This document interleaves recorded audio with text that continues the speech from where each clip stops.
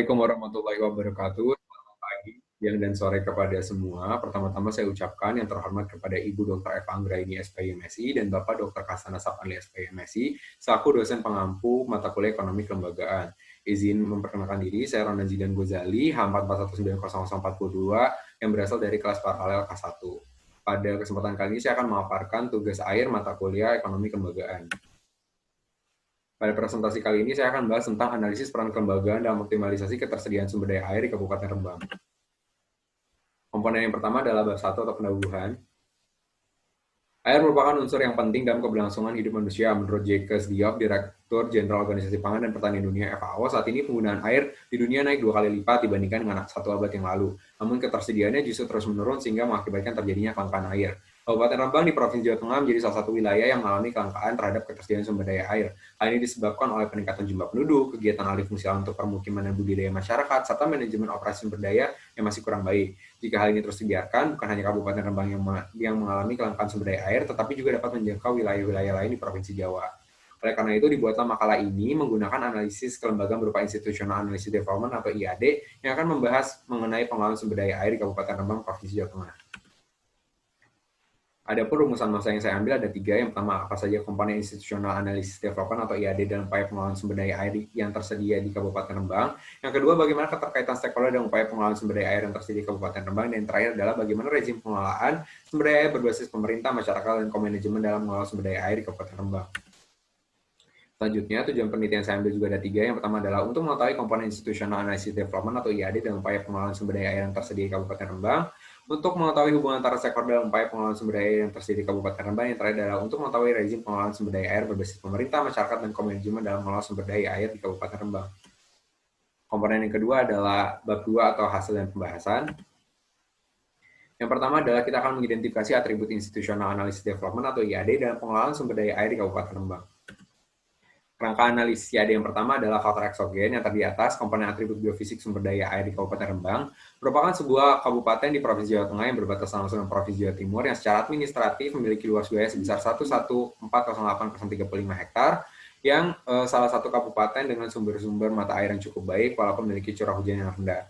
Yang kedua adalah karakteristik sosial masyarakatnya. Yang pertama adalah mayoritas masyarakat berjenis kelamin perempuan dengan tingkat pendidikan SD dan SMP. Mayoritas masyarakat yang bekerja sebagai petani, peternak nelayan, dan juga pekebun. Memiliki kepedulian yang kurang terhadap sumber daya air karena masih banyak masyarakat yang berlebihan dalam penggunaannya. Faktor eksogen yang terakhir adalah komponen atribut aturan penggunaan sumber daya air di Kabupaten Rembang. Aturan tersebut terbagi menjadi aturan formal dan non-formal. Untuk aturan formal terdiri atas undang-undang juga peraturan pemerintah yang salah satunya adalah Undang-Undang Nomor 5 Tahun 1990 tentang konservasi sumber daya alam hayati dan ekosistemnya, Undang-Undang Nomor 7 Tahun 2004 tentang sumber daya air, dan Peraturan Pemerintah Nomor 82 Tahun 2001 tentang pengelolaan kualitas air dan pengendalian pencemaran air. Untuk aturan non-formal sendiri berupa norma adat atau adat istiadat lokal yang berkembang di sekitar masyarakat Kabupaten Rembang. Selanjutnya adalah arena aksi yang berupa situasi aksi. Situasi aksi yang terjadi di Kabupaten Rembang antara lain, 1. Peningkatan jumlah penduduk yang tinggi namun tidak diikuti dengan kenaikan jumlah air yang tersedia. Yang kedua, banyak sumber mata air yang tidak dipelihara sehingga kualitasnya memburuk. Yang ketiga, maraknya kegiatan alih fungsi lahan, khususnya di ruang terbuka hijau. Tingkat kesadaran masyarakat yang rendah terhadap sumber daya air. Dan yang terakhir adalah masalah pendistribusian air yang belum menyeluruh dan optimal kepada masyarakat di Kabupaten Rembang. Selanjutnya adalah struktur tata kelola sumber daya air di Kabupaten Rembang atau Provinsi Jawa Tengah dikelola oleh Bapeda, Dinas Pekerjaan Umum atau PU, Dinas Pengelolaan Sumber Daya Air atau PSDA, dan juga PDAM Kabupaten tersebut. Hak pengelolaan wilayah oleh pemerintah daerah Kabupaten Rembang lebih condong mengutamakan fungsi ekonomi semata dan kurang memerhatikan fungsi ekologi. Yang kedua adalah keterkaitan stakeholder dalam upaya pengelolaan sumber daya air yang optimal. Berdasarkan stakeholder analisis terdapat 3 kelompok yang menjadi aktor dalam pengelolaan sumber daya air Kabupaten Rembang. Yang pertama adalah kelompok pemerintah yang terdiri atas Bapeda, Dinas PU, Dinas PSDA, dan juga PDAM Kabupaten Rembang. Yang kedua adalah kelompok organisasi yang terdiri atas lembaga swadaya masyarakat atau LSM dan juga lembaga penelitian. Dan yang ketiga adalah kelompok masyarakat yang berupa aktor kelompok pekerja dan seluruh masyarakat Kabupaten Rembang. Fungsi dan tanggung jawab dari kelompok pemerintah adalah pemegang kendali seluruh aktor baik pengelolaan sumber daya air yang berperan penting dalam pembentukan kelembagaan lokal, serta menjalin koordinasi dengan pemerintah pusat. Untuk kelompok organisasi sosial sendiri berperan dalam proses dan mengelola semua aspirasi masyarakat serta mendukung pemberdayaan masyarakat. Dan untuk kelompok masyarakat sendiri adalah sebagai pemegang manfaat ekosistem air dan mendukung kebijakan pemerintah dalam melakukan pelestarian sumber daya air.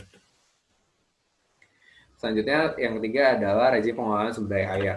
Rezim pengelolaan sumber daya air terbagi menjadi 3. Yang pertama adalah berbasis pemerintah. Pemerintah daerah dan instansi terkait membuat 2 macam strategi untuk mengoptimalkan ketersediaan sumber daya air yang terdiri atas sisi supply dan demand. Berdasarkan sisi supply, yang pertama adalah mengimplementasikan proyek ORPIM, melakukan konsep ekohidrolik dan revitalisasi sungai, mengoptimalkan fungsi PDAM, dan juga manajemen penyimpanan air hujan.